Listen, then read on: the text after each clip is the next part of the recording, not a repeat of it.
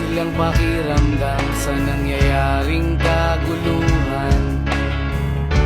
Basta mabulsa lang nila ang kaban ng ating bayan.